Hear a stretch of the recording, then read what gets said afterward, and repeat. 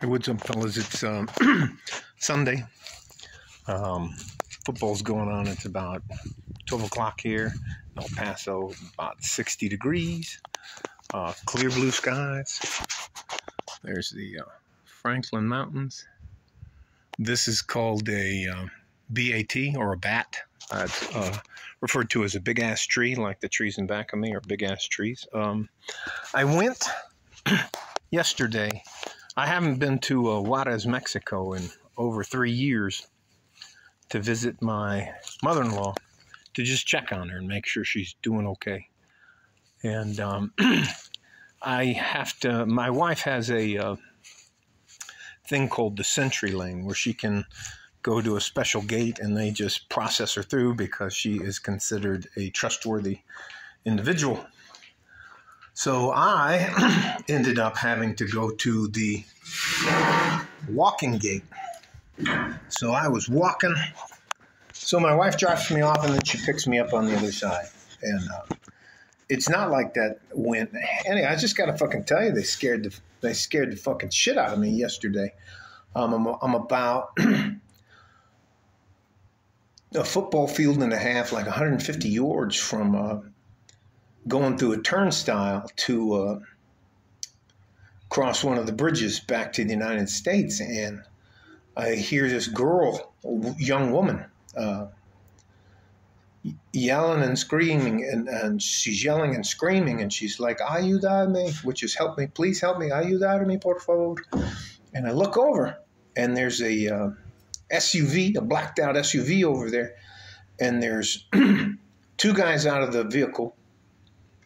And one guy sitting in the driver's seat looking around, checking. And one of the guys who has a AK-47 has this girl by the hair, and they're trying to pull her towards the car. And the other guy comes over and grabs the girl by the around the waist, picks her up.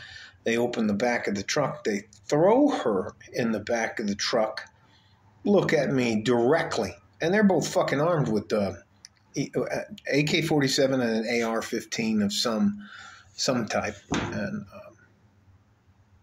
they look at me and they don't give a fuck, and then they just jump into the fucking car and drive off. So that rattled me. That reminded me of the Middle East and shit like that was going on. So I decided to try to go through the walking bridge. And as you go halfway across the bridge, you meet the United States side, and they have border patrol, ICE agents, immigration and customs officials. And it was just, they ask you if you're a U.S. citizen. I show them my passport and that kind of stuff, and then you go on. And there were maybe the shortest wait time they had for me to wait just to get to the door to start processing myself back into the United States was 52 minutes. So I text my wife. She comes and picks me back up, and on the way, and there were thousands and thousands of people there. So we leave downtown Juarez, and my wife, we figure out that there's a gate. It's called Santa Teresa, and it's on the west side of the city of El Paso, and it's a straight shot from there to come home. And on the way from the center of the city in Juarez, we pass all of these Venezuelans that are being held in Mexico. And I mean, there's thousands of them, and there's tents everywhere, and they're throwing shit at cars with U.S. plates, Texas plates, United States, and they're throwing. Anyways, it doesn't fucking matter. I'll show you a couple of the dents on my wife's car. One of them ran up and pulled on the. I'll go show you now. But it was fucking chaos, and I can't carry a fucking gun or a knife in El Paso. So here, I mean Juarez.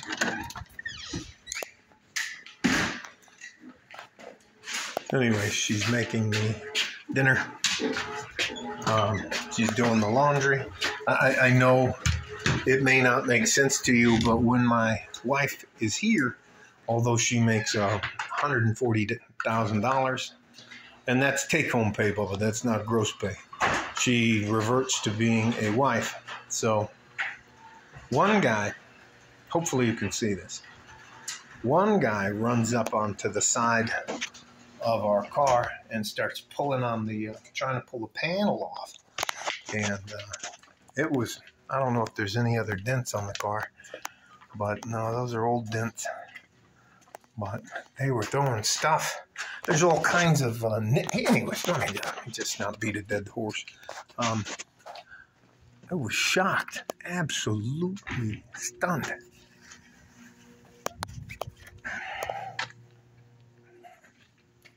And I fucking crazy. All I was doing is going to try to check on my mother-in-law. And you know what? I think for the first time in a long time, because I didn't have a way, other than, one person, you can't fight 10 or 15 people. You can't fight 3 or 4 people. I wasn't allowed to carry a gun, wasn't allowed to have a knife. It scared the shit out of me. And I got to see someone kidnapped. And, that's just not the way I want to do. So I was as polite as I could be to my wife. And I won't go back for a very long time to Juarez, Mexico. There's a couple of groups there. One is the military arm of the Juarez cartel, which is failing, and that's called La Linea. I should shut the fuck up about that. So I'm not trying to put a target on my family's back, my wife or anybody else's back. So and then when we were driving, when we were leaving Juarez, headed west out to the St. Teresa border crossing, we go out there and we're driving, and the traffic's just horribly backed up, and they have this they have all the roads down to one lane going each way, and there's like 4 or 5 sandbag bunkers built by the Mexican military. And what the guys there told me is that is to keep the Venezuelans from trying to sneak out and sneak across. That was crazy. So then we finally get out of the city, and it's about a 10-mile stretch of a land till you get out to the gate, the St. Teresa gate. And we're driving along, and all of a sudden, off on the right side of the road, there's a bus flipped over on its side, and there's like 4 or 5 people just sprawled out in the desert, and it was so anyways. And let me tell you something. I locked the doors on the vehicle. We rolled all our windows up, and I didn't fucking stop. And I'm not embarrassed to tell you I didn't fucking stop to try to help anybody out. I don't know what the fuck was going on. And made it through the gate, get in there, Border Patrol agents, the ICE agents, which are the customs agents at the border, which I'm trying to explain to them what's going on. She goes, yeah, it's pretty normal nowadays. I was like, holy shit. She said, just go home. And they were saying they see tens of thousands of people a month trying to. Anyway, it actually, I would love to tell you that I'm this hard, tough guy, and I don't get scared. I'm as hard as woodpecker lips, but that scared the fucking shit out of me. I have a good life. I just wanted to check on my 74-year-old mother-in-law. But, man, I don't think I'll go back there for a long time. I can fight. Any reasonably person my size or smaller, I don't think I'll have any problem with them, fighting with them one-on-one. What do you do if somebody jumps on you and starts stomping on you, or there's 3 or 4 of them and they have knives and guns, and you're just fucked. So I think I'm going to stay here in the United States for a while and just relax. But anyways, I got my wig split. It's one of the things that is is that your hair recedes as you get a little bit older. And I don't think I have a 4 head anymore. That's at least a 5 or a 6 head. So anyways, I didn't want to talk about it yesterday when we came home because I was very upset, very upset. And then at one point in time, there's a group of them when I'm trying to wait my turn in line. And there's a group of people with Venezuelan flags, and there's maybe 150 of them. And they're all around me. I can't get in. I put my, it's just, it was over fucking whelming. I don't need that kind of fucking stress in my life. For those of you who may not believe it or not, our country, the United States, we have a lot of flaws. We have corruption and all that, but I wouldn't trade us for anybody else, and I've been on every fucking continent in the world. So all that to say is that,